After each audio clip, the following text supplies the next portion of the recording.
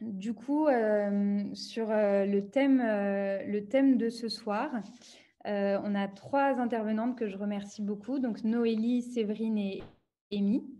Je vais d'abord faire une petite introduction sur le monde des jeux vidéo. Il y a un public assez varié. Alors, j'ajoute juste 2 dernières personnes de la salle d'attente. Voilà. Donc, il y a un public assez varié, soit des gens qui jouent, soit des gens qui connaissent bien le monde des jeux vidéo, soit des personnes qui ne connaissent pas du tout. Donc, pour faire une petite mise à jour sur le secteur, en 1999, la communauté des joueurs était quasiment uniquement masculine. Il y avait 90% des joueurs qui étaient des joueurs et seulement 10% qui étaient des joueuses. Et aujourd'hui, selon le syndicat des éditeurs des logiciels de loisirs, il y a une personne sur 2 qui est une joueuse de jeux vidéo. Mais paradoxalement, aujourd'hui, il y a seulement 14% des femmes qui travaillent dans les studios de développement. Et ce chiffre, on pourrait penser qu'il est en train d'évoluer, mais il n'a pas bougé depuis 3 ans. Et sur les tournois en réseau, il n'y a que 5% des inscrits en LAN qui sont des femmes. Donc, ça peut être notamment dû à des stéréotypes de geek sur le profil du gamer. Donc, on pense à un homme qui joue nuit et jour, associable. Et ça peut provoquer du coup des blocages quand on veut travailler dans le monde des jeux vidéo. On en parlera un peu peut-être avec Séverine. Et je vous lis un petit témoignage que j'ai trouvé dans un article. C'est Sandy, donc, qui est une femme 28 ans et qui raconte je suis allée acheter une PS3 il y a 2 ans et le vendeur m'expliquait qu'il n'y aura pas assez de mémoire pour que monsieur joue à GTA. J'ai dû lui dire que ce n'était pas pour monsieur mais pour madame. C'est toujours ce genre de petits préjugés quand on achète un jeu ou une console. Donc, des préjugés qui ne sont pas partout, mais un peu dès qu'on se confronte au grand public. Du coup, pour finir sur les chiffres, il y a quand même, on pense parfois aux jeux vidéo comme quelque chose d'assez niche, un marché niche, alors que pas du tout. Il y a 71% des Français qui jouent aux jeux vidéo occasionnellement et 49% régulièrement. Et sur l'âge moyen aussi, on pense souvent à un profil d'ado, alors qu'en fait, la moyenne d'âge du joueur est de 40 ans. Donc, tout ça pour dire que c'est un sujet qui concerne tout le monde. Et le thème de ce soir, c'est de savoir comment casser les stéréotypes qu'on a commencé à évoquer, les stéréotypes du gaming, comment faire carrière dans les jeux vidéo lorsqu'on est une femme, et quels sont aussi vos témoignages à vous 3 sur vos différents rapports aux jeux vidéo. Donc, je vais vous demander à toutes les 3 de vous présenter.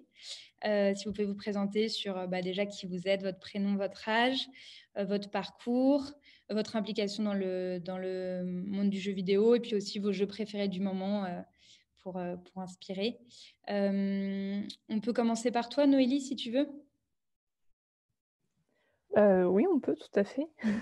Bonjour à tous, je m'appelle Noélie, j'ai 22 ans et alors au niveau de mon parcours, alors déjà études parce que je sors d'études, j'ai fait un bac S, tout ce qu'il y a de plus classique, que j'ai eu à 10,01 donc au bout de la 2e année, voilà. Ce qui m'a permis ensuite d'intégrer un bachelor pour faire un bachelor de gestion de projets digitaux avec une spécialité en développement web et mobile. Donc comme quoi on peut faire du dev sans être bon en maths. Ensuite, j'ai fait un master, enfin je termine actuellement un master en responsable stratégie innovation digitale. Donc pareil, très lié à la gestion de projet, création de projet, etc. Donc j'ai un peu délaissé le dev dans la suite de mes études. Et à côté de ça, je suis du coup développeuse front-end à Open Classrooms depuis 2 ans et demi.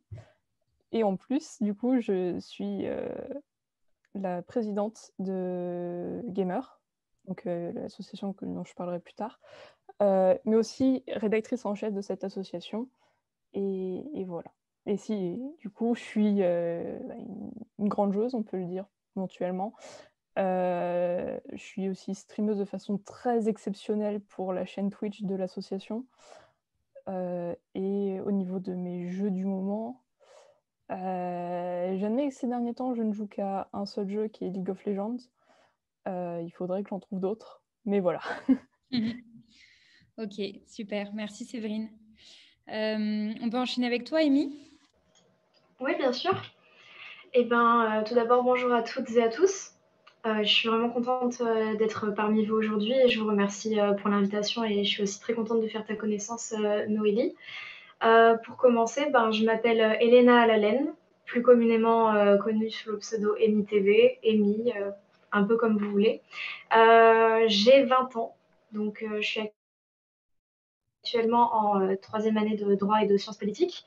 Ce que j'envisage de faire c'est d'orienter mes études vers le journalisme pour mon master, puisque j'ai diverses expériences en ce qui concerne la matière, avec ce que j'ai pu faire sur mes différents réseaux sociaux et le contrat que j'ai signé avec le Journal de la Provence récemment. Mon implication dans le monde du jeu vidéo, elle ressemble comment dire, un gros mélange de plein de choses. Je suis assez multicasquette, je pense, comme nous toutes ici. Pour ma part, je suis youtubeuse tech. Je suis également streameuse, donc je joue aux jeux vidéo presque tous les jours sur mon stream en live. Et parallèlement à tout ça, je suis aussi manageuse d'une équipe dans une team e-sport, donc suisse. Donc je suis plus ou moins pionnière de l'e-sport dans ce pays puisque c'est très très peu développé et je suis très contente de pouvoir faire venir un petit peu de mon expérience là-bas. Et je suis aussi du coup présentatrice pour le Journal de la Provence et plus précisément sa section gaming. Et en ce qui concerne mes jeux préférés du moment, mon iconique jeu préféré, Apex Legends, puisque je suis une fan incontestée de FPS. Donc voilà pour ma présentation. Ok, super. Merci beaucoup, Amy. Chacune, vous m'enverrez les liens vers soit vos pages, soit votre association, soit vos jeux, et on les mettra dans le mail récapitulatif. Je te laisse finir, Séverine, en te présentant. Alors, bonjour tout le monde. Donc, moi, c'est Séverine. J'ai 36 ans. Je suis la plus vieille ici aujourd'hui. Et donc, je suis surtout graphiste 2D dans les jeux vidéo. Et à côté de ça, je suis développeuse aussi je fais mes propres jeux. Donc, mes études, c'était il y a longtemps maintenant. Je fais une école d'illustration et de graphisme. Ensuite, pendant tout le début de ma carrière, j'étais graphiste 2D salariée et 2D d'interface. J'ai aussi été testeuse. Et maintenant, depuis quelques années, je suis freelance. Donc, je travaille pour plusieurs studios, différents projets, ça dépend. Je travaille beaucoup avec une boîte qui s'appelle Tuesday Quest, et sur le jeu Angry Cat Picross, en fait. Et voilà, donc à côté de ça, je fais mon propre jeu mobile. Et il est sorti, édité par Tuesday Quest, il s'appelle Penguin Raptor. Voilà, c'était en juin. Sinon, je joue beaucoup sur console, surtout à des jeux indés en ce moment. Donc, mes derniers jeux que j'ai beaucoup aimés, c'était Short Hike, The Last Campfire, et je suis tombée dans Merchants of the Sky. Voilà, c'est plus des petits jeux, mais c'est très sympa. Ok, merci Séverine. Pareil pour les jeux, vous pourrez me les envoyer, comme ça je les partagerai. Maintenant, on va passer sur une partie pour connaître un peu votre rapport aux jeux vidéo, parce qu'on a vu que vous aviez chacune des rapports assez différents et souvent multicasquettes. On peut commencer par toi, Amy, si tu veux. On a vu que tu étais streameuse et youtubeuse. Comment t'es venue en fait cette idée de te filmer et de devenir streameuse?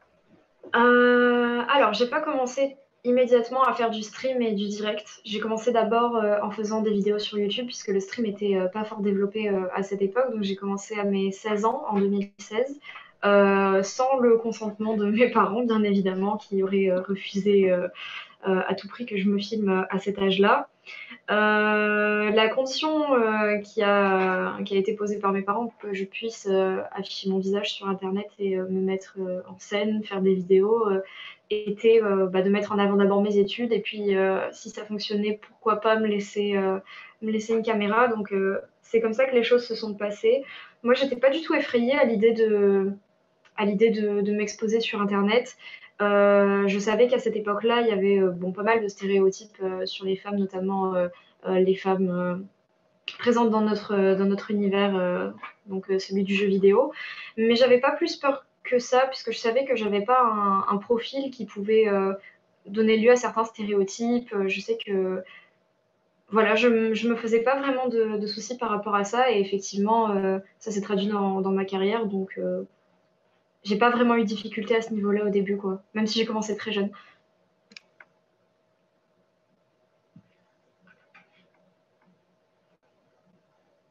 Je m'excuse, je suis la seule à ne pas entendre. Ah oui, pardon, c'est moi qui n'avais pas réactivé. Pas de problème.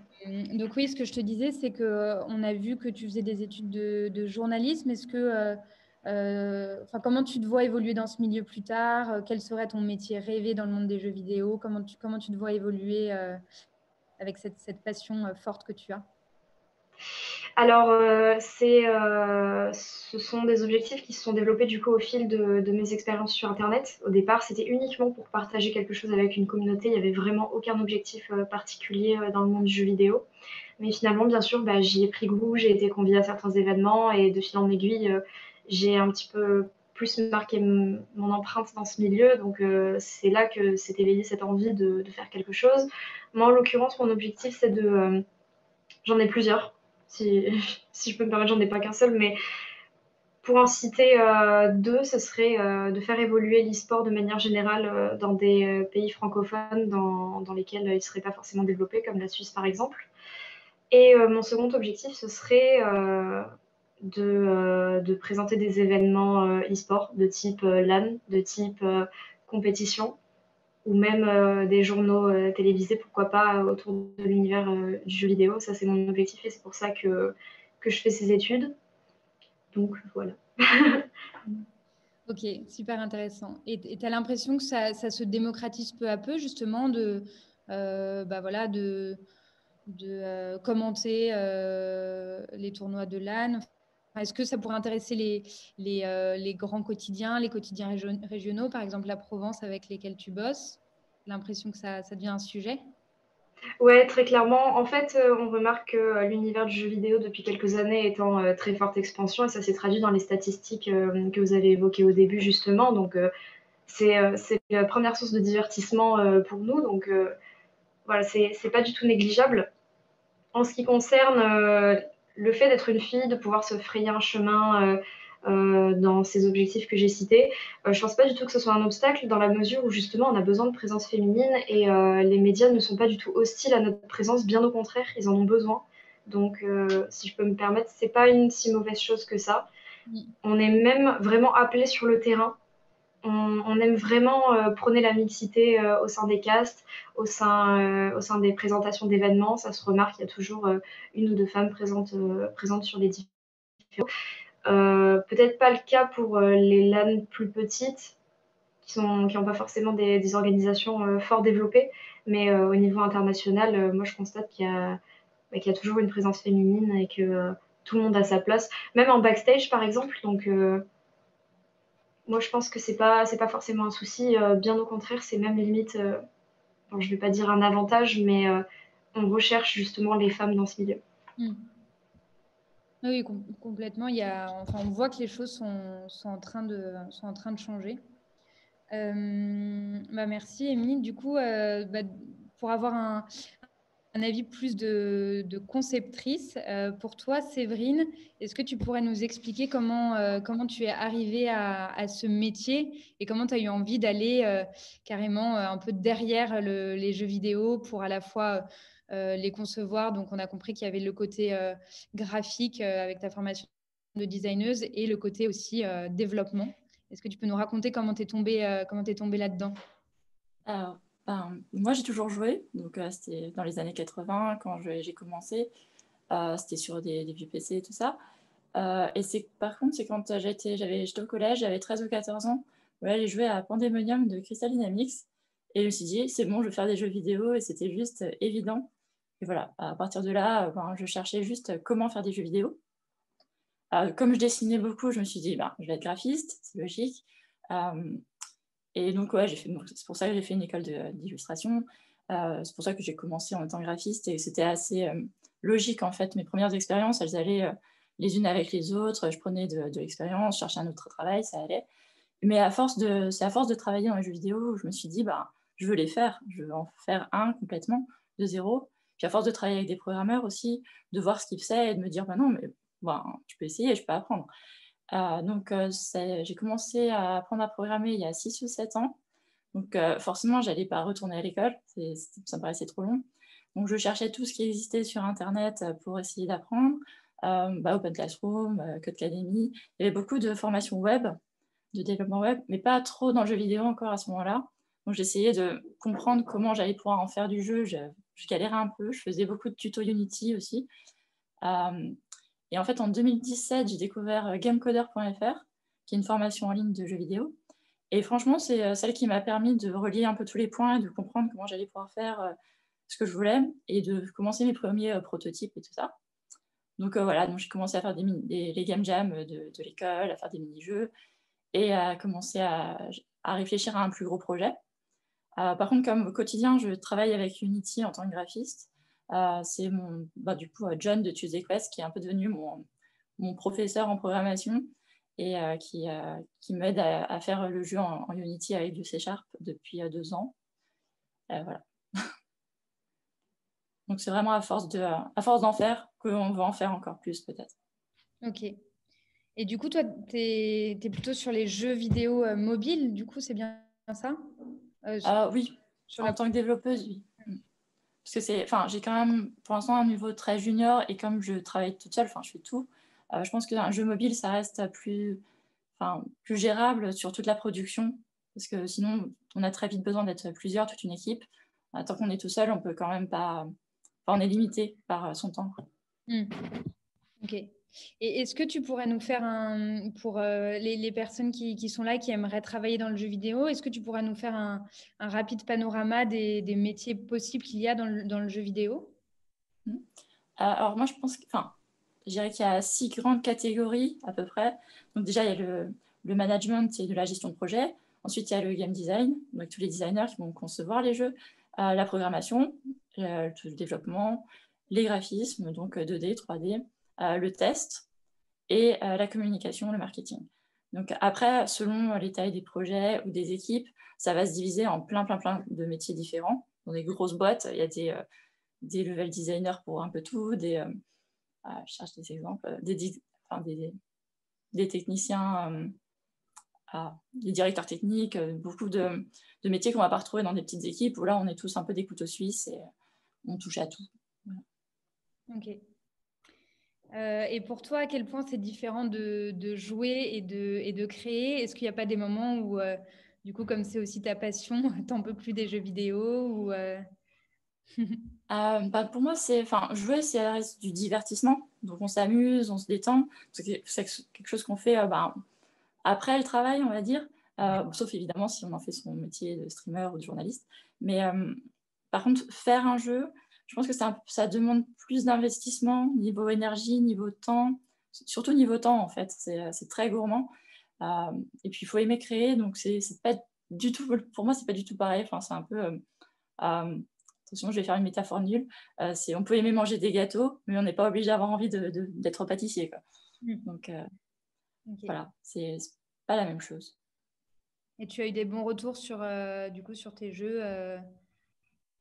Ça va, c'est un petit jeu, donc sans prétention, donc ça va, c'est très universel, donc forcément, il y a un gameplay qui est adapté aux enfants, donc c'est pas un triple A avec des zombies, quoi. Donc, non, ça va bien.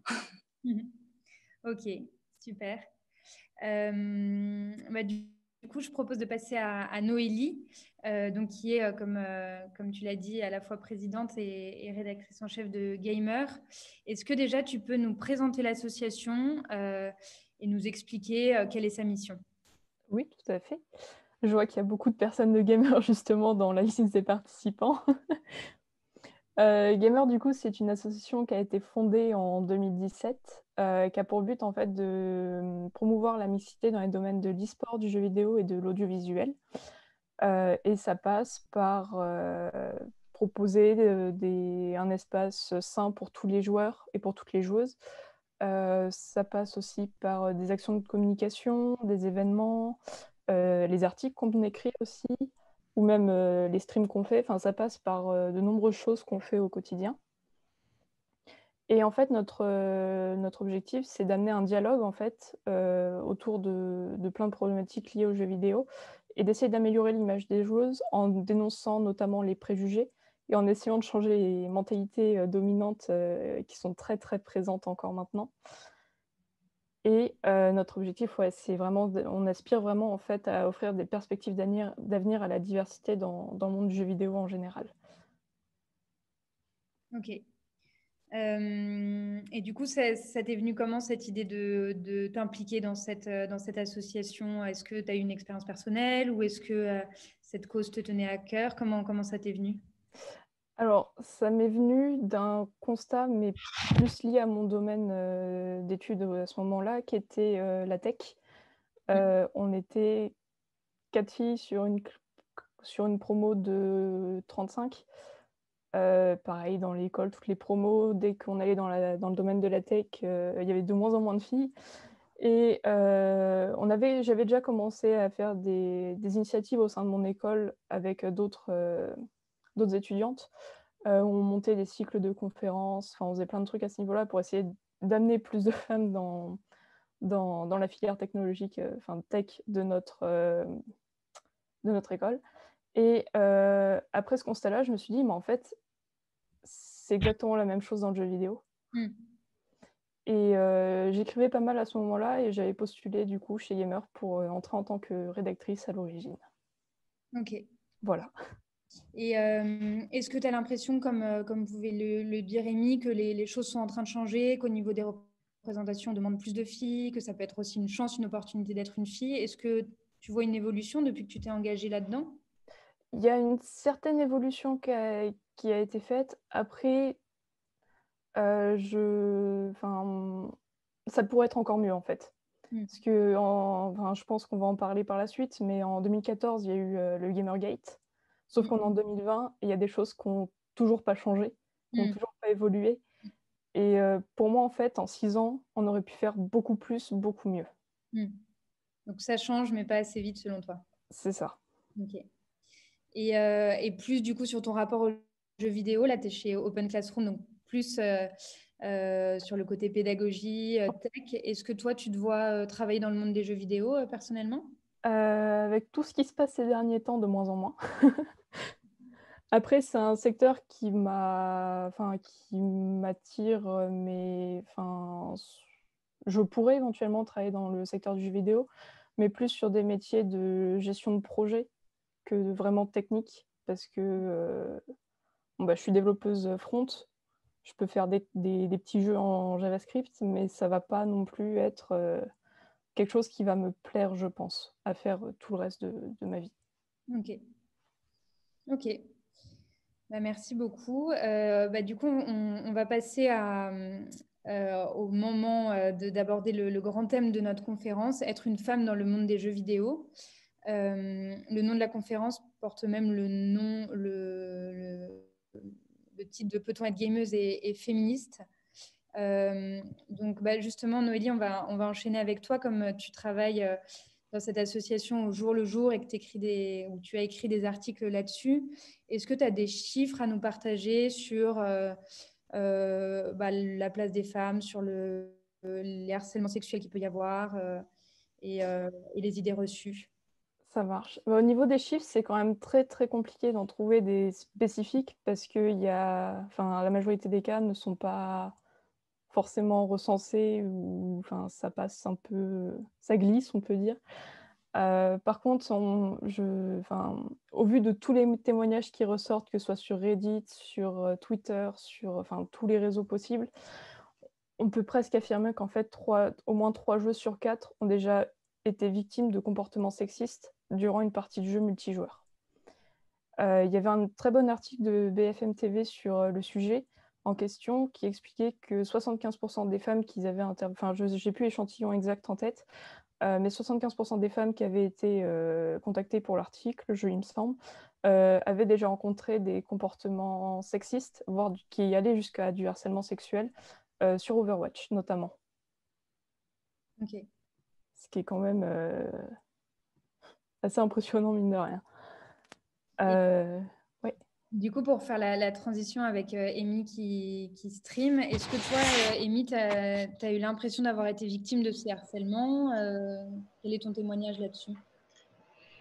Alors, au cours de mon parcours sur Twitch et sur YouTube de manière générale, je dirais que le harcèlement que j'ai pu subir a été quand même assez limité parce que je sais qu'il y a certaines filles qui s'en prennent vraiment beaucoup plus que moi.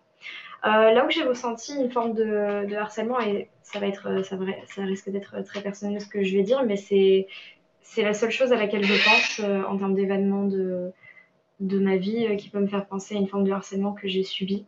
C'est que on remarque systématiquement que les femmes sont toujours attachées aux hommes en ce qui concerne leur succès. Donc il suffit de collaborer avec une personne et on dira que bah voilà, on va mettre sous silence tous les efforts qu'on a pu faire juste sous prétexte qu'on a pu collaborer avec une personne et que nos intentions étaient mauvaises, donnant lieu à ces différentes collaborations et non, pas spécialement au final. Donc ouais, ça c'est quelque chose qui m'a vraiment marqué et touchée. Ça m'a suivi pendant à peu près 2 ans et c'est pas terminé. Donc ouais, ça c'est très très dur à vivre. Après, en ce qui concerne les différentes remarques qu'on peut se prendre uniquement rattachées au monde jeux vidéo, tout ça, globalement, ça va. Après, peut-être que je me suis aussi habituée, hein. C'est aussi possible que je me sois habituée, donc je dis pas que c'est bien, mais c'est vrai qu'étant donné que je suis sur les réseaux sociaux depuis 4-5 ans et ce depuis mes 16 ans, il y a forcément un moment où je deviens un petit peu plus souple face à la critique ou aux différentes insultes que je peux recevoir. Donc, ouais, je dirais que c'est plus d'un point de vue relation avec les autres, relation avec les hommes notamment, que là, on se dit, ouais, elle peut rester avec lui uniquement parce que machin. Bah non, enfin, on a le droit de se faire des amis, on a le droit de collaborer. Ouais, je dirais que c'est vraiment la chose majoritaire qu'on retrouve, pour ma part en tout cas. Ok. Et du coup, comment tu combats ces remarques désobligeantes sur ta collaboration ou sur les insultes que tu peux recevoir? Est-ce que tu réponds? Est-ce que tu fais de la pédagogie? Est-ce que tu avances parce que tu n'as aussi pas que ça à faire? Comment tu combats ça? Alors, bah, forcément, il y a des remarques qui sont plus frustrantes que d'autres, donc ça arrive de répondre non, tu ne nous connais pas, tu ne connais pas le contexte, tu ne sais pas de quoi tu parles. Mais après, c'est vrai qu'on ne peut pas s'épuiser de répondre à tout le monde, surtout s'il y a beaucoup de personnes qui se permettent de porter des jugements à ce sujet. Donc, je dirais que le mieux à faire dans des situations comme celle-ci, c'est ignorer, parce que ça donne trop de cachet à ce genre de remarques et ça peut en faire venir d'autres de personnes qui hors contexte, diraient ouais, purée, les filles, non, c'est pas bon, faut pas leur donner du cachet. Donc, je dirais que le mieux à faire, c'est juste de travailler dur, faire ses preuves de son côté. Mm.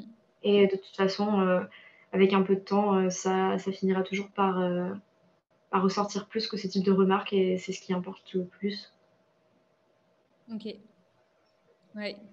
Et du coup, donc ça, c'est le témoignage quand on joue, quand on stream.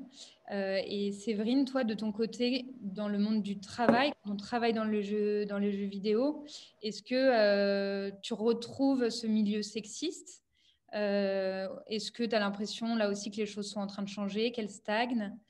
Voilà, c'est quoi le Alors, constat plus du côté développement, d'accord. programmation? Ouais, moi, j'ai pas, dans mon expérience personnelle, j'ai pas vécu de trucs tragiques. Je pense au maximum, j'ai vécu des situations de sexisme ordinaire, mais que j'aurais pu vivre dans n'importe quelle industrie, donc ça n'a pas été choquant. Bon, des histoires horribles, j'en connais plein. On a aussi tous les scandales qui sortent régulièrement, donc je pense que ça fait parler, on le sait, on commence à surtout bien le réaliser, l'ampleur du truc. Je pense que c'est beaucoup lié au fait qu'il n'y a pas beaucoup de femmes. Je sais plus, tu l'avais dit avant, c'est 17%, je crois. Dans les studios, il y a le plus de femmes, ça va jusqu'à 20, peut-être 25. Mais on est loin, loin, loin de la parité, surtout dans les métiers de la programmation. Encore des graphistes femmes, des chefs de projet femmes, dans le marketing, la communication, il y en a. Mais ça descend tout de suite dès qu'on parle de programmation. Mais plus on sera diversifié, plus il y aura de femmes, mais de gens d'autres milieux aussi, parce que là, c'est beaucoup de gens riches, entre guillemets. Je pense que ça peut évoluer si s'il y a plus de gens différents qui rentrent dans l'industrie, ça viendra avec le temps. C'est lent, comme Noélie disait, c'est vrai qu'en 6 ans, finalement, on n'a pas fait des progrès incroyables. Il y a des progrès, je sais que dans beaucoup de studios, ils se penchent vraiment sur ces questions, ils essayent d'améliorer les choses. Après, les résultats, c'est pas forcément merveilleux. Mais après, ça dépend de où on tombe. Je pense qu'aujourd'hui, dans le développement, on a tellement de domaines très variés aussi. Il n'y a pas que les AAA ou les FPS ou les jeux très sérieux. Il y a aussi les jeux mobiles. Je pense déjà, on a plus de mixité déjà sur le jeu mobile, je pense.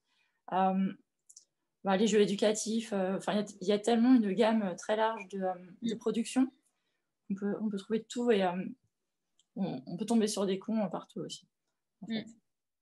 Il y a aussi, j'avais lu une interview d'une fille d'Ubisoft qui disait, en fait, moi, on m'invite à intervenir que pour parler du sexisme dans les jeux vidéo et pas forcément de mon boulot.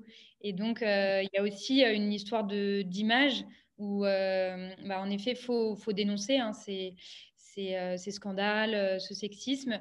Mais c'est intéressant aussi, c'est pour ça que je me suis aussi bien posée sur vous demander à quoi vous jouez, ce que vous développez. Enfin, il faut aussi laisser les femmes témoigner de ce qu'elles font dans ce milieu-là pour donner envie et pour se dire, ah tiens, je ne vais pas aller dans une boîte où je vais me faire harceler. Je pense que les femmes qui commencent à s'épanouir et y arrivent ont aussi un rôle à jouer sur leur témoignage et si elles se sentent bien dans ce milieu-là, témoigner. Est-ce que du coup, à ce niveau-là aussi, pour donner envie peut-être à des personnes qui nous écoutent, est-ce que vous avez des rôles modèles de femmes dans le monde du jeu vidéo que vous admirez? Alors moi, si je commence, dans l'industrie du jeu vidéo, toutes les femmes qui dépassent 40 ans et qui restent dans l'industrie du jeu vidéo sont mes héroïnes. Parce qu'il y en a peu, j'en ai pas croisé beaucoup. Bon, un jour, j'en ferai partie, donc comme ça en fera une de plus. Mais ouais, j'en ai pas vu tellement. C'est dommage. Et du coup, c'est qui? C'est des amis pour toi, des personnes dont tu lis leur... Plutôt que je suis sur les réseaux sociaux, sur Twitter, qui disent, qui s'expriment et qui aident beaucoup les gens à quand même tenter de faire des jeux vidéo. C'est ça qui est... Tu pourras nous les partager, peut-être, les noms Ouais, je ferai une liste. Ok, super.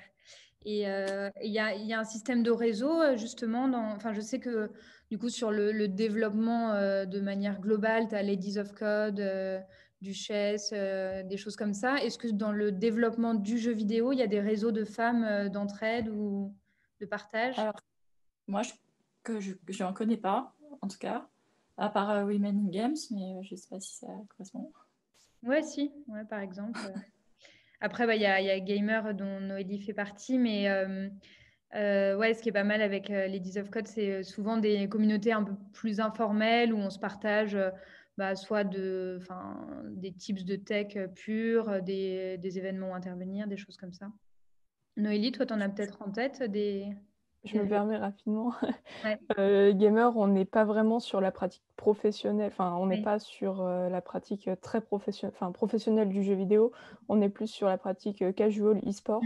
Ouais. Par contre, après, on oriente les personnes qui ont des questions dédiées au métier du jeu vidéo vers des associations qui sont là pour ça. Et nous, vraiment, notre cœur d'action, c'est sur l'e-sport, l'audiovisuel et la pratique casual du jeu vidéo, en fait. Ok. Voilà. Et du coup, si quelqu'un veut évoluer dans le monde des jeux vidéo, donc là, vraiment, côté programmation, tu as des noms en tête de groupes Il y a Women in Games qui fait pas mal de taf à ce niveau-là. Après, il y en a d'autres que je pourrais les lister, je les ai plus en tête, mais ils sont plus à l'international qu'en France, par contre. D'accord. Et il y en a aussi au Québec. Bon, francophone, du coup. Voilà. Mais je les ai plus en tête, faut que je les retrouve et que je les note. J'ai essayé de chercher aussi un peu, tu vois, ça serait des groupes Slack d'entraide, même des groupes WhatsApp ou des... Ouais, si tu en as, ça serait super intéressant. Ça marche. Et toi, tu as des rôles modèles de femmes dans le monde des jeux vidéo? C'est compliqué parce que vu que c'est pas forcément un secteur dans lequel je me vois évoluer professionnellement parlant, je me suis pas... Enfin, j'ai des rôles modèles, mais qui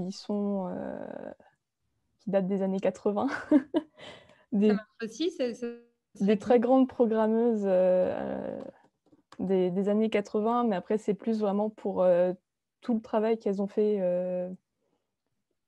côté tech. En fait, je trouve ça juste incroyable. Du coup, c'est à la fois des rôles modèles pour moi côté tech, mais qui sont considérés aussi dans le jeu vidéo parce qu'elles font partie des pionnières du jeu vidéo. Et là, pareil, je retrouverai la liste de noms parce qu'il y en a plein. Ok, super. Amy, toi, t'as des femmes qui t'inspirent dans le monde des jeux vidéo? Moi, j'ai pas de nom à citer en particulier. Je dirais plus que ce sont des femmes qui dépassent leurs limites et qui investissent 100% de leur temps et de leur énergie dans leur projet, peu importe que ce soit un projet qui touche à l'e-sport, qui touche au domaine de la présentation, qui touche à la communication, peu importe. Pour moi, tout ce qui compte, c'est des personnes qui travaillent et qui se donnent à fond. Ça, c'est mes modèles. Ok. C'est vrai il y a un côté rôle modèle qui peut être parfois un peu intimidant. Et souvent, en fait, les rôles modèles, c'est comme tu dis, ça peut être soit des potes, soit des gens du milieu, soit des connaissances avec qui on travaille. C'est ça qui donne aussi le moteur au quotidien pour se dire qu'on est bien là où on est. Du coup, sur ce constat de sexisme plus ou moins prononcé qu'on a pu faire, est-ce que vous avez des initiatives à nous partager pour combattre ce sexisme qu'on peut parfois voir dans le monde des jeux vidéo? L'une de vous trois. Je peux éventuellement prendre la parole. Oui, vas-y. Ce qu'on fait du coup du côté de gamer, on a des équipes e-sport sur League of Legends et Hearthstone. Ces équipes sont mixtes et en fait notre objectif c'est de les envoyer en LAN pour montrer que l'e-sport mixte c'est tout à fait possible, ça existe. Et on a ça, donc je crois qu'il me semble, si je ne dis pas de conneries, mais de toute façon je pense que dans l'audience on me corrigera vu le nombre de personnes de gamers qu'il y a, mais qu'on a été... Je dis, n'hésitez pas à corriger Noélie. Mais il me semble qu'on a été l'une des toutes premières structures françaises à amener des équipes mixtes en LAN. Voilà. Et à côté de ça, on propose aussi des tournois. Alors, il y a 2 ans, on avait fait un premier tournoi qui s'appelait la Gamer League, qui était un tournoi sur le jeu de League of Legends, qu'on avait volontairement appuyé sur le fait qu'il soit mixte. Ce qui est assez drôle, en fait, parce que toutes les compétitions e-sport sont mixtes. Il n'y a aucune interdiction d'avoir des équipes mixtes. Et donc, on avait appuyé sur le fait que c'était une compétition 100% mixte. Et on a eu énormément d'équipes grâce à ça. Et après, on avait aussi assuré toute une modération autour de ça pour que dès qu'il y a un comportement déplacé, ce soit sanctionné directement. Et cette année, on lance la 2e édition qui s'appelle Gamer Challenge avec, pareil, la même ambition qui est de faire s'affronter des équipes mixtes, féminines et masculines en même temps. Ok. Et quand tu dis, en fait, pour toi, c'est juste le fait d'avoir mentionné mixte qui aurait fait venir des femmes. Étrangement, oui. D'accord. Pas que des femmes, mais aussi directement, parce qu'on a eu des équipes à la fois 100% féminines, 100% masculines, j'ai les chiffres.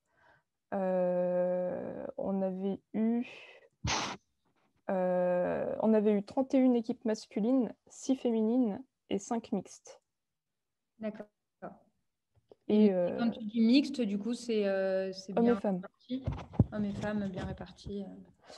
Bien répartis, peut-être pas, parce que pour être considérée comme une équipe mixte, il fallait au moins une femme du coup. Donc ça peut être 4 hommes et une femme. Et Amy, toi, tu disais qu'en Suisse, il n'y avait pas de problème pour la mixité des LAN. Tu l'expliques comment? Est-ce que c'est parce que c'est la Suisse ou est-ce que tu le vois aussi en France?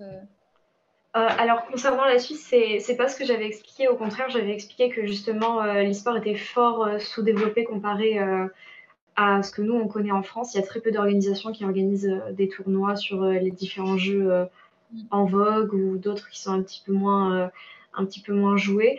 Du coup, j'ai rien à expliquer de particulier puisque je ne connais pas du tout la représentativité des femmes sur ce territoire. En fait, ce que j'ai expliqué, c'est que l'e-sport est vraiment moins conséquent que sur notre territoire à nous en France.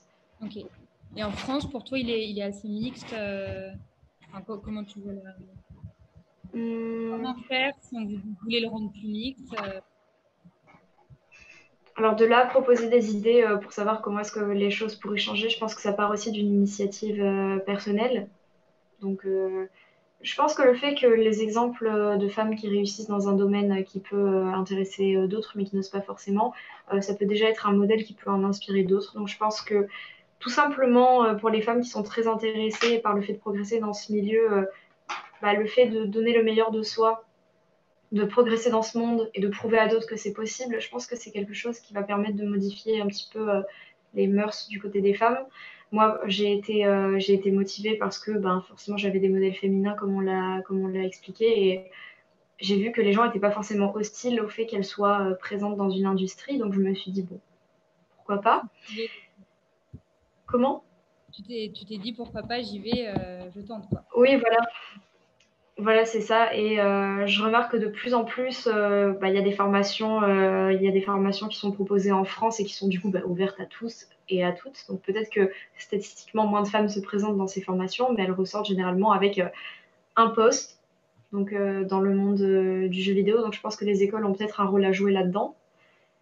Et moi, j'ai des nouveautés qui font plaisir. Par exemple, la manageuse des joueurs chez Rogue Esport, c'est une fille.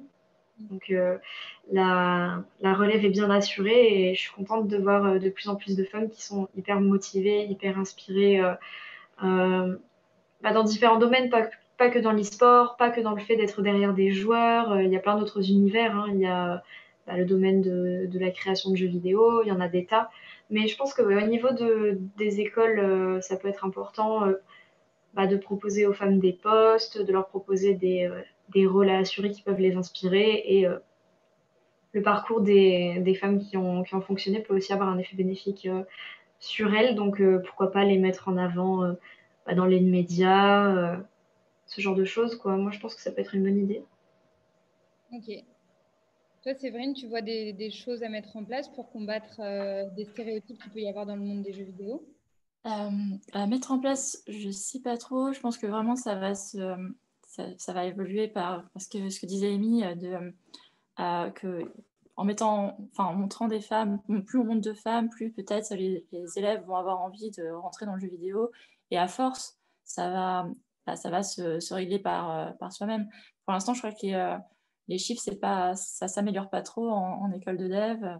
Mais alors que les autres jobs, oui. Donc, je pense qu'il faut vraiment insister là-dessus, qu'on peut être développeuse, en fait. Et surtout que les gens se laissent pas impressionner, en fait. Si vous voulez faire des jeux vidéo, venez, essayez. Je pense que ça s'améliorera que parce qu'on est plus nombreuses, en fait. Donc il faut y aller, quoi. Et il y a plein de moyens de trouver sa place sans que ce soit dans des boîtes horribles et dans la confrontation. Donc, faites des jeux. C'est vrai que du coup, sur le recrutement des écoles, nous, on est bien placés pour le savoir parce que du coup, on a une communication qu'on axe beaucoup sur le fait de coder, c'est un outil au service de quelque chose, c'est un langage, c'est quelque chose de créatif. Comme tu le disais, Noélie, souvent on se dit « Ah tiens, il faut être hyper matheux ». Non, c'est pas que ça et c'est même pas du tout ça. C'est de la logique. Et en fait, rien que par la communication et par la manière dont on s'exprime, naturellement, on reçoit 70% de candidatures féminines et finalement, les taux de nos apprenants, c'est à peu près ça. Donc, c'est aussi des petits twists simples, même quand tu dis, Noélie, tiens, on met juste mixte dans le fait de recruter l'équipe, du coup, on se dit, tiens, c'est bon, c'est aussi pour moi. Donc c'est vrai que c'est des petites choses, des petits détails. Après, il y a aussi des choses encore plus en amont de l'école, c'est au collège, au lycée, arriver à présenter ces métiers, que les parents aussi soient au courant que ce sont des métiers pleins de débouchés. Mais en tout cas, oui, ça peut beaucoup tourner autour de la communication, de casser les codes, casser les stéréotypes. Du coup, on va arriver au moment où les personnes qui sont là peuvent poser des questions à nos 3 intervenantes. Du coup, je vous laisse soit prendre le micro, comme on n'est pas non plus trop nombreux, soit l'écrire sur le chat. Et du coup, vous pouvez soit adresser votre question, soit la poser aux 3. Donc voilà, on attend vos questions. Et vous 3 aussi, hein, si vous avez des questions entre vous, comme c'est la première fois que vous vous rencontrez, n'hésitez pas.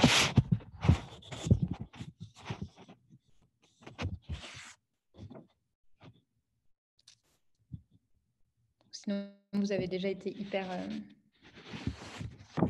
clair, je ne sais pas.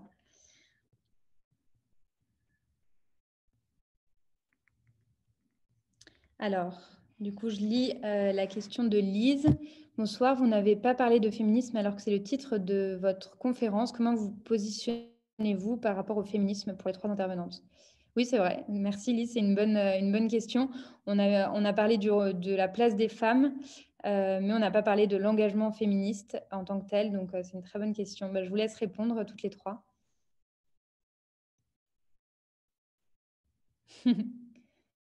Qui veut commencer?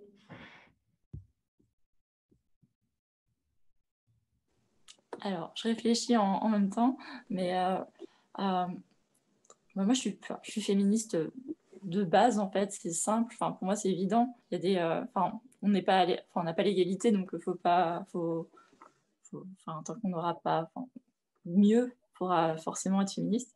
Après, je milite pas spécialement et j'ai pas spécialement d'engagement, donc c'est un peu voilà.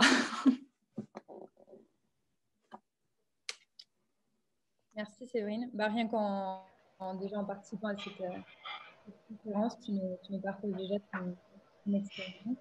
Willy, tu voulais répondre ensuite? Ouais. Pour ma part, je me considère comme féministe parce que tout ce que je fais, en fait, que ce soit ce que je faisais quand j'étais en études pour amener plus de femmes dans la tech, ce que je fais maintenant avec Gamer, c'est une forme de féminisme. Après, c'est vrai que féminisme, pour certains, c'est quelque chose de très péjoratif. Pour moi, c'est plus ou moins une évidence. C'est que il y a des disparités partout et il faut y remédier. Et si on ne le fait pas, personne ne le fera pour nous. Voilà. En fait, c'est aussi des milieux, le développement, où on a parfois du mal à dire qu'on est féministe. Ouais. Alors qu'il suffit de l'expliquer comme tu l'as fait Séverine et Noélie, que c'est en fait c'est naturel, c'est promouvoir l'égalité homme-femme. Et nous, on met aussi en avant chez ADA que c'est important que les hommes aussi soient féministes, et c'est pour ça qu'on les recrute et qu'on en a dans chacune des promos, et qui sont aussi des très bons fers de lance de ce pour quoi on se bat. Et eux verraient aussi beaucoup de bénéfices, j'en suis sûre, à avoir des équipes plus mixtes dans leur boîte de développeurs, quoi. Amy, tu voulais répondre aussi sur cette question? Pour ma part, je sais que je suis très peu informée sur le sujet en ce qui concerne la notion de féminisme. Donc, si je devais répondre avec mes propres mots et ma propre connaissance, je devrais dire que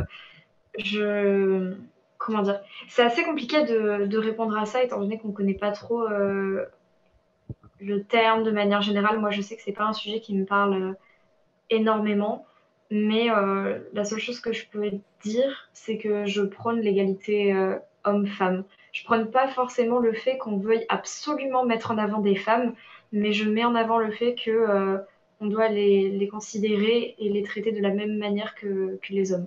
Alors peut-être que ça peut être considéré comme du féminisme, si c'est le cas, voilà, vous avez votre réponse.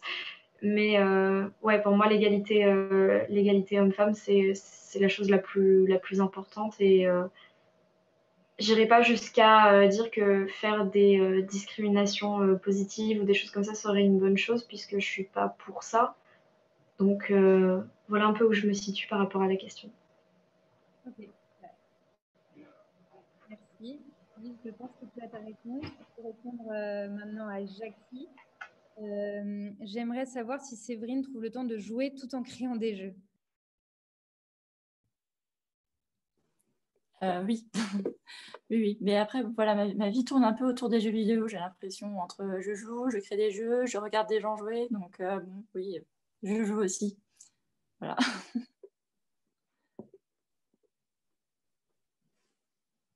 Merci. Du coup, Jackie, je pense que tu as ta réponse aussi. Merci Clémence pour les encouragements aussi. Et du coup, la table ronde touche bientôt à sa fin. On attend de voir s'il y a d'autres questions. Alors, Faye. Alors, je le lis. Comment, en étant féministe, vous arrivez à bien vivre parmi des communautés de joueurs, parfois majoritairement, voire presque que masculines, qui peuvent parfois, sans s'en rendre compte, commettre certains impairs par rapport à votre statut de femme? Donc, c'est un peu ce que tu disais, peut-être, Séverine. Désolée pour cette question bizarre et compliquée. Non, pour moi, c'est assez clair. Il y a aussi cette question de, quand tu dis certains impairs, moi, ce que j'entends un petit peu, c'est pas, il y a parfois des choses sans s'en rendre compte, donc ce qu'on appelle du sexisme ordinaire. Donc il y a plusieurs sujets, hein. Il y a le harcèlement sexuel, donc là c'est explicite et c'est très clair, et il y a ces impairs de sexisme ordinaire. Comment vous réagissez du coup toutes les trois face à ça? Alors, quand j'étais plus jeune, je pense au début de ma carrière, je me rendais moins compte en fait. Parce que moi, je ne me voyais pas comme une femme dans les jeux vidéo, je me voyais comme quelqu'un dans les jeux vidéo qui est une femme dans un second temps. Et donc, en fait, je ne réalisais pas vraiment. Et je pense que finalement, d'un côté, c'était pratique, parce que de ne pas réaliser trop, ça me permettait que ça me passe dessus et que je fasse pas attention. Et d'un autre côté, c'est quand plus tard j'ai réalisé que rétrospectivement, on repense à tout ce qui s'est passé, on se dit ah merde, c'est des petits détails, c'est des petites choses. Donc oui, c'est pas agréable et ça fait mal en fait de se rendre compte qu'on n'a pas été traité exactement de la même manière, avec égalité du coup. Mais bon, on est bien obligé de s'y faire quoi. Heureusement, on peut choisir, on peut plus ou moins choisir de là où on travaille, ce qu'on fait, et ne pas s'entourer des personnes qui nous blessent en fait. Je pense que c'est plus difficile quand on n'a pas le choix, ça arrive, mais dès qu'on peut en fait, faut se protéger, faut pas rester là où c'est trop pourri en fait. Est-ce que du coup, quand tu as pu subir ces moments de sexisme ordinaire ou même après coup, tu as réalisé, est-ce que tu as déjà réussi à expliquer ce pourquoi tu t'étais senti mal, à faire un peu de pédagogie autour de ça ou c'était des personnes qui étaient déjà trop bornées? Est-ce que tu arrives à faire de la pédagogie? C'est pas facile, même avec ses amis, c'est pas facile.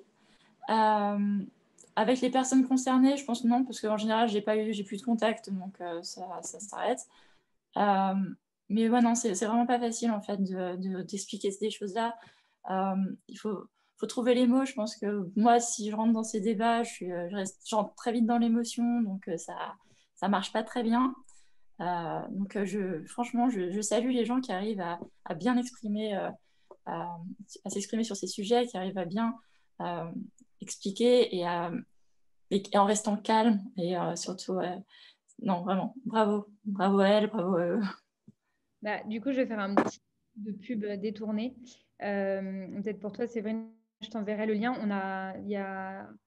C'était la semaine dernière, on a interviewé Isabelle Collet qui a écrit un livre qui s'appelle Les oubliés du numérique sur la place des femmes dans l'informatique. Et du coup, lors de cette conférence, elle nous a justement donné des bons arguments pour répondre de manière pas sur le plan agressif ni sur le plan émotionnel, mais sur le plan assez factuel à justement des exemples de sexisme ordinaire.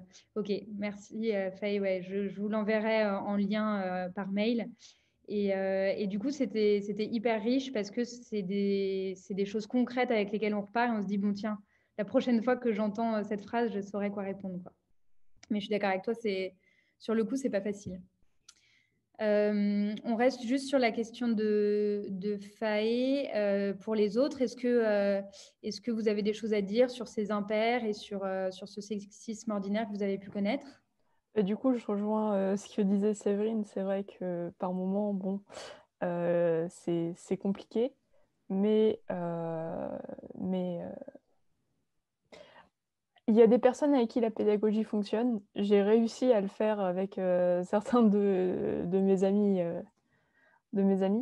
Par contre, il y a d'autres personnes avec qui ça ne fonctionne pas du tout. Et dans ces cas-là, faut pas s'acharner parce que ça va juste être une discussion sans fin. Je me souviens avoir eu des débats jusqu'à 4h du matin sur Discord avec des personnes qui voulaient rien entendre. J'ai préféré partir et faire autre chose de plus constructif. Je comprends. Merci Clémence pour le lien de la conférence d'Isabelle Collet dont je parlais tout à l'heure. Clémence est apprenante chez Adatech School, c'est pour ça qu'elle nous partage ça. Merci beaucoup.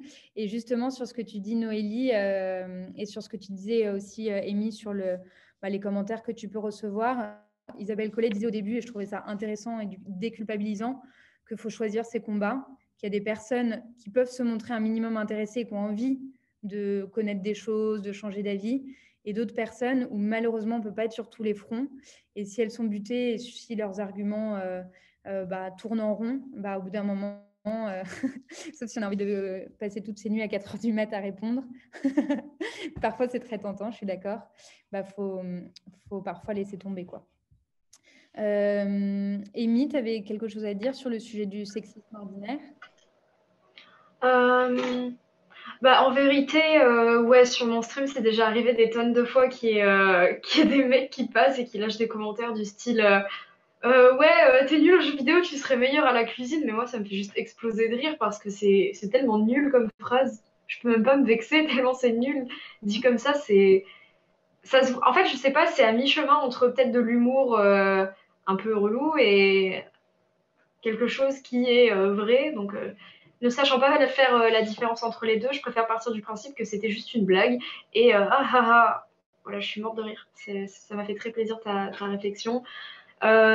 Sinon, après, ouais, le sexisme ordinaire, ouais, j'ai déjà vécu, je pense, comme tout le monde ici. Particulièrement, wow, ça, ouais, je vais éviter de citer des choses en particulier, mais en gros, ça m'est déjà arrivé de participer à des compétitions, non pas pour faire des performances ou quoi que ce soit, mais plutôt parce que, dans notre monde, des fois, il y a des compétitions qui sont organisées entre créateurs de contenu en vue de passer un moment amusant. C'est pas forcément pour faire des performances, c'est juste pour s'amuser. Et j'ai été conviée à l'une de ces compétitions et deux garçons ont dû jouer avec moi. Et ils n'ont pas très bien apprécié le fait d'être contraints de me choisir parce que je suis une fille et que je sais pas très bien jouer. Et blablabli, blablabla. Et au final, j'ai fait plus de points qu'eux. Donc voilà comment je réagis à ça. Et sinon, ouais, vraiment le prendre avec humour, puisque de toute façon, une remarque machiste ou un peu désobligeante, elle fait pas bien au moral, mais elle n'a aucun impact direct dans notre vie. Par exemple, si je croise quelqu'un dans la rue qui me dit tu fais du stream, mais enfin, je sais pas, tu peux pas faire autre chose de plus intéressant. Je sais pas, occupe-toi de ton foyer, j'en sais rien. Je sors des exemples au hasard, mais ok, sur le coup, il va être soulagé de m'avoir dit ça, mais ça n'aura aucun impact sur mon quotidien en fait. Donc c'est ce que je me dis pour avancer. C'est sûr, ça devrait pas exister, mais si je peux me permettre, nous aussi les filles, on peut avoir aussi nos clichés sur les garçons. Donc voilà. Tout le monde n'est pas forcément rose ici. Tu te protèges aussi. Il y avait une petite question pour Séverine aussi. Quelle serait à tes yeux la boîte de rêve où travailler? De la part de Jackie. Oh, j'ai déjà trouvé, je crois, donc ça va. Non, je travaille pas dans la boîte, mais je travaille avec eux, donc je travaille avec mes amis, hein, donc c'est plutôt sympa. On n'est pas très nombreux, on est 5, et c'est très bien comme 5, c'est pas mal. Bon, ça m'amuse bien. Ok. Donc créer créer aussi sa boîte où on se sent bien. Oui. rejoindre une boîte où on se sent bien parce qu'il y a des gens qu'on connaît bien serait une solution. Oui, parce qu'on pense, forcément, quand on pense au monde du jeu vidéo, industrie du jeu vidéo, on pense qu'aux gros studios qu'on connaît, dont on entend parler dans les médias. Mais en vrai, il y a énormément de petits studios d'entre 2 et 10 personnes qui existent, qui vivent en fait normalement, enfin, qui ne gagnent pas des fortunes, mais qui vivent très bien. Et on ne les connaît pas, c'est tout. Il y en a beaucoup, en fait. Ok, ouais, c'est intéressant. C'est vrai qu'on a souvent l'image des très grands groupes. Justement, des communautés comme Women in Game, ça pourrait aider à référencer ces petits studios dans lesquels on se sent bien. Jackie, encore une question. Merci du coup pour ta participation. On aura un petit mail avec tous les liens ou autres infos citées aujourd'hui. Alors du coup, donc moi j'ai enregistré ce Zoom, donc on le mettra sur YouTube, on vous l'enverra par mail. Comme il y a eu beaucoup d'infos, on ne pourra pas tout mettre dans le mail, mais Juliette, qui est à la communication chez nous, fera un résumé du coup de cette conférence sur un article de blog, et du coup je demanderai à Amy, Noélie et Séverine les références dont on a parlé, donc ça sera dans l'article de blog sur le site d'Adatech School. Et le maximum dans le mail aussi.